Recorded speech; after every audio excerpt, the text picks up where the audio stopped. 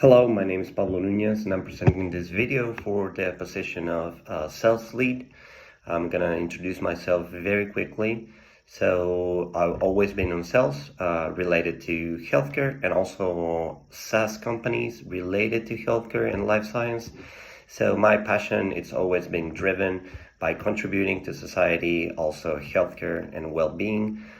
This is a patient centricity mindset that I always had from the past, and I'm always putting on the table every time that I'm doing a position regarding healthcare and a life science industry or a SaaS company that is working with the healthcare. Because at the end, our impact is on society, on basically patients, and sometimes like hospitals and the society itself. So I'm going to start answering the questions regarding the proposition of this video. So what strategies will I implement for the increasing of the annual revenue? So one of the general ideas that I always have in mind is to improve the user experience, invest in making the software more user-friendly, or ensure that the onboarding process is smooth, or improve any user experience that it's coming from our customers. It's always a good thing to improve, and it's always a good idea if you wanted to implement or if you wanted to increase your revenue, because at the end that will somehow will proactively give a customer support, and that customer support ensures that we will have our customers in our pipeline. Also, another good technique and general idea is the cross-selling opportunities. That means identifying the complementary products or services within our portfolio with the companies that we're working through. And last but not least is to target campaigns. That means run targeted campaigns focused on the specific segments within the life science industry, using personalized messaging that speak for their unique needs.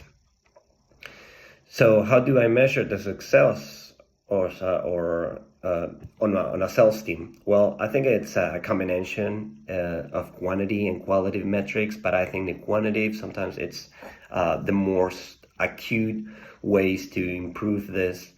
And the way I measure this is by monthly tracking the revenue or the recurring revenue generated each month. Also, it could be like doing 3 months or every week. It depends on the deals or the process that you're facing, but it has to be monthly, I think, or recurrently. Also, we need to check the percentage of the sales representative exceeding the quota attainment, the win rates, so the ratios that they are closing, and also the sales cycle length. Well, the sales cycle length, it can be sometimes a good measure, but sometimes it doesn't depend on us. Sometimes it depends on the industry, on the customers that we're having. But if the sales cycle goes shorter, it means that we're doing things correctly.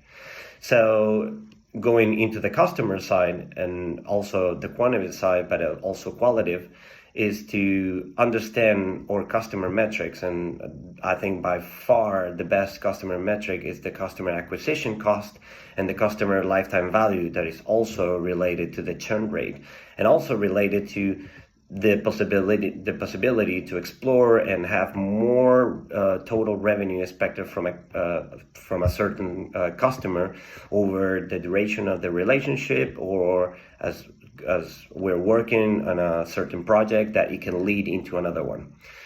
And but last but not least is the lead conversion rate, which is the most typical that we have on our CRM, and we wanted to achieve how much efforts we're putting into the pipeline in order to indicate if those efforts are giving results. So I think the lead conversion rate is a good percentage. Also, we have to keep have a close look on this rate, and also on the whole CRM related to how many customers we are bringing into the company and how many are changing or they're converting into an effective sales eventually.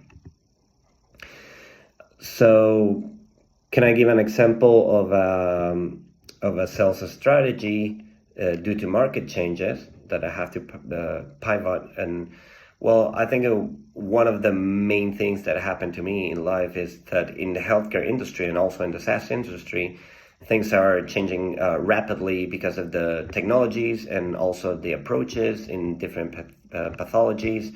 So I think one of the main things that I've been doing is changing or implementing regular feedback with customers, continually improving the product based, and also automating demos.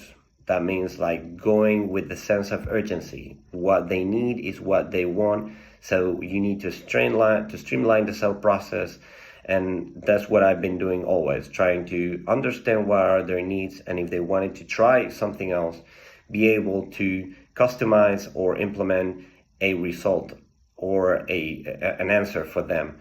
And one of the ways of doing this is to have the sense of urgency to respond to those answers by automating demos, shorten trials, and also give the possibility to understand the value of our product. Thank you.